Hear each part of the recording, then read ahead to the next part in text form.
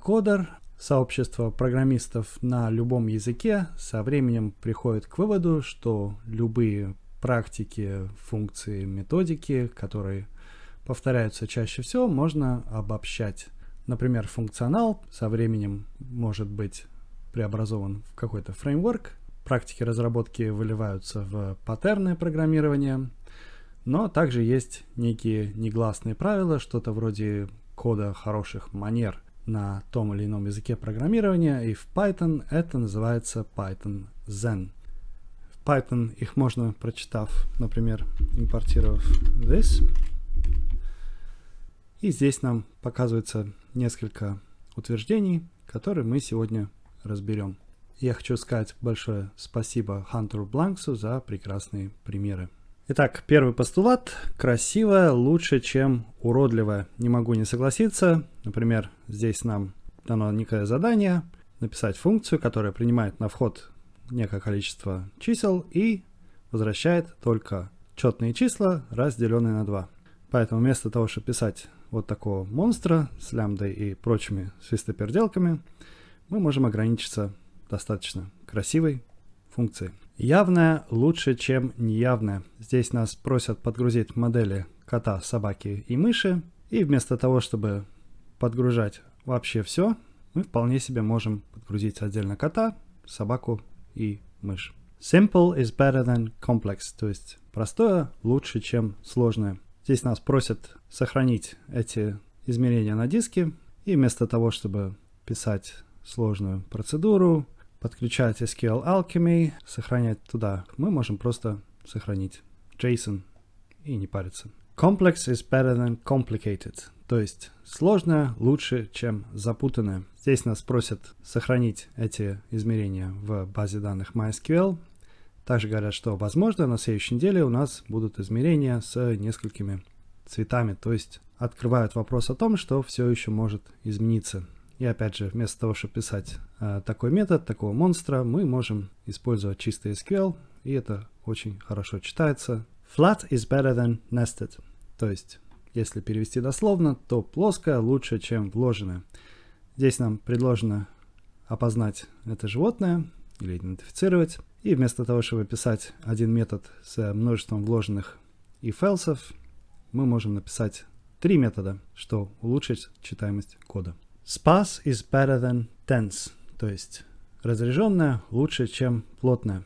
Здесь нас просят спарсить объект, и вместо того, чтобы все это уплотнять в один метод, в этом методе, как часто это видно в коде от новичков, мы можем все это написать гораздо красивше, в более удобоваримом и читательном виде, и это еще один показатель того, насколько вы хорошо относитесь к своим коллегам-программистам, насколько вы хотите, чтобы они были не раздосадованы, читая ваш код. Я, кстати, заметил, что поскольку джуниоры обычно тренируются на каких-то одиночных заданиях, то есть им никому не надо объяснять, что этот код делает, то обычно их код выглядит именно так, потому что человек сам его писал и сам привык к тому, что он сможет его прочесть. И опять же, насчет читаемости кода, следующий постулат. Readability counts, что значит, что читаемость имеет значение. Например, нам нужно написать тесты для функции факториала. Мы можем написать тесты таким образом, а можем все это написать красиво, разделив на несколько методов, что, естественно, увеличит шанс не огрести по голове от того, кто эти тесты впоследствии будет читать. Далее мы рассмотрим сразу 2 постулата, а именно special cases aren't special enough to break the rules, то есть особые случаи не настолько особые, чтобы нарушать правила. И второе это although practicality beats purity, что значит, что при этом практичность важнее чистоты или безупречности. Итак, здесь нам надо написать функцию, которая возвращает еще одну функцию и тестирует float. Мы можем, конечно, написать все таким образом, но мы все-таки хорошие ребята и наверняка будем следовать этим принципам, поэтому мы можем записать все еще проще. Итак, опять-таки у нас 2 правила. Errors should never pass silently, то есть ошибки никогда не должны замалчиваться. И unless explicitly silenced, то есть это если не замалчивается явно. Итак, мы импортируем JSON, и мы обязательно должны по этому постулату объявить о том, что в случае, если у нас какие-то проблемы с этим, то мы должны вызвать exception. In the face of ambiguity, refuse the temptation to guess. То есть перед лицом двусмысленности нужно отбросить искушение угадывать. Здесь нас просят сохранить HTTP запрос в базе данных, и вместо того, чтобы гадать, что это будет за запрос, мы используем метод detect_charset и затем body decode, чтобы избежать сюрпризов. There should be one and preferably only one way to do it. То есть должен существовать один и желательно только один очевидный способ это сделать. И в то же время, although that may not be obvious first unless you're Dutch. Хотя поначалу это может быть и не очевидно, если только вы не голландец. И здесь мы подходим к интерактивной секции нашего видео, так что напишите, пожалуйста, в комментариях, почему именно такая конструкция метода приведет нас к одному и только одному очевидному способу. Способу чего и почему именно голландец должен это понять. Или не должен понять, если ты не голландец. Now is better than never, although never is often better than right now. То есть сейчас лучше, чем никогда, хотя никогда зачастую лучше, чем вот прямо сейчас.